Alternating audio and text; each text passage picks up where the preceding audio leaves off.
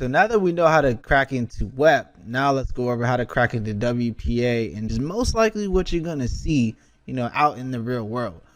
So, once WEP, obviously became, an issue and it was easy to hack and everybody was doing it, they made WPA and WPA2, as the replacements. So they use much stronger encryption methods, and, they're not really hackable by the same method as we did with WEP. Each packet with WPA and WPA2 is encrypted with a temporary key. So that prediction, like with the IVs and WEP or WEP, makes it almost impossible. So the best method of actually trying to hack into WPA and WPA2 practically is to capture the four-way handshake. So whenever you try to connect to a Wi-Fi network that's using WPA and WPA2, there's a four-way handshake that kind of happens as you authenticate, and that like when you first connect and try to authenticate to the access point, and there's packets that are sent back and forth. So we can use what's in those packets to actually figure out, if a key that we use, is valid or if it isn't valid. And it can be achieved by doing a de-authentication attack, like knocking a host off the network, and then when you knock them off the network, they're gonna automatically try to reconnect. So when they reconnect, we're gonna capture the four-way handshake for when they try to reconnect to the network, and we're going to use AeroDump NG to actually capture that. Then we can use, since we have the handshake packets, we can go ahead and create a word list, and then we can recover that key with AirCrack NG pretty quickly and pretty easily. Let's go ahead and try it out. Okay, so if we're going to crack into WPA or WPA2, we're going to go back to our Kali Linux machine, and we're going to run an AeroDump NG again. So what I'm doing here, I have the BSSID, or the physical MAC address of the router that I'm trying to get into. I put the channel that is specifically on, and I'm writing everything that is capturing to a file called capture handshake. It's going to go to the current folder that we're in. And then I'm also specifying the band. I found that if I didn't do that, I had some issues, so you can do that if you would like. And then I put my wireless interface, which is WLAN 0. And then we just run that, and now it's going to start to pick up the devices as we've seen before. So you're going to see up here that's actually WPA2 now, and for authentication it's PSK, or pre-shared key.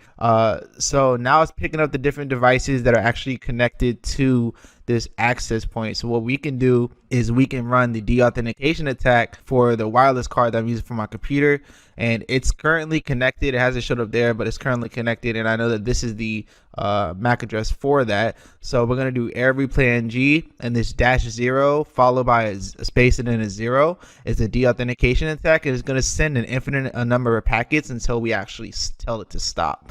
And then -A right here is the MAC address of the router, and then -C is the MAC address of the client or their target computer, or my wireless adapter that I have connected. And I had issues if I didn't put this -D in there. It's going to pretty much like force the attack, force send the packets. So if you run into issues where it says no such BSSID available, I would put that in there. And then the wireless interface WLAN 0, and now it's sending the authentication packets. And what I've noticed as well is that sometimes the computer might actually or the wireless adapter might actually reconnect very quickly, so it may or may not affect the internet connection, but it's still sending these de-authentication packets, and I believe that some of them might not actually work. But if we switch back over here, we can actually see right here that we've actually caught the WPA handshake. So what we can do now is actually create a word list. So we can actually cancel out of this since we have it, and then we can cancel out of this as well because we have the handshake, and now it's captured in that file capture handshake. So what we can do is actually create a word list with an application called Crunch, and it's going to pretty much allow us to create a word list that's going to let us try to pretty much brute force and figure out, using this file that we captured the handshake in, we're going to use that, like we said before, against this word list, and try to figure out if one of these passwords is going to work. So I've already have a command pre-written over here. So the way that you're going to use crunch is you put crunch, and then this first number right here is the minimum number of characters. So I'm putting 9, and then the maximum number of characters is 9. So it's going to make passwords that only have nine characters. You could do, you know, like 6 to like 10 if you wanted to, in case you didn't exactly know. I exactly know, and just to save time and effort with this, I've set the password to this right here just so that you guys can see, you know, the capabilities of this. And so what you can do is you would put, like, you know, after these numbers, you'll put what characters you want to be included in the password. So it can be like, you know, 1 2 3 4 8 AFGHY. It'll only include these letters when it's making the password. So it'll do every combination of these letters in there. And then this -T option right here allows you to do a pattern. So if I wanted the password to always start with 56 and then have maybe, you know, so 1 2 3 4. So these @ symbols right here actually indicate, you know, fill it with any of the, you know, any of the available characters. And then you can finish out like maybe it always ends with, you know, 7 6 7 8, you know. And so what it'll do is it'll make every password that starts with 5 6.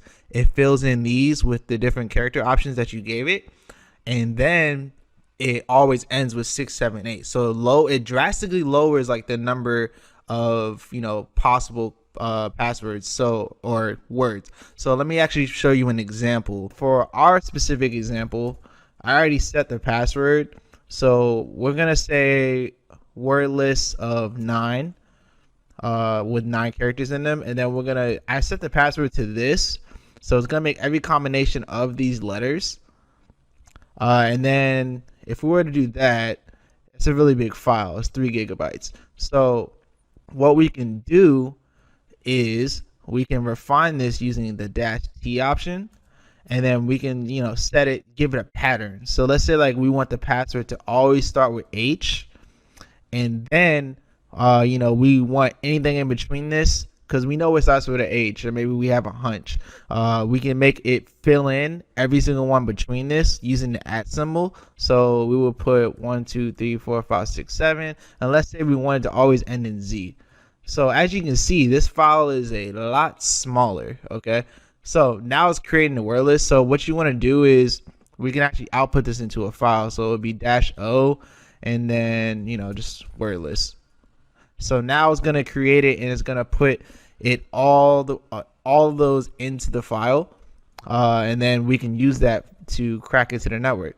So now it's done, and we can go ahead and try an aircrack-ng command, actually using the file that we created just now, along with the cat file that we created earlier. So let's see, aircrack-ng, and then we're gonna put the name of the cap file, which was, I think it was capture handshake. Yep, cap.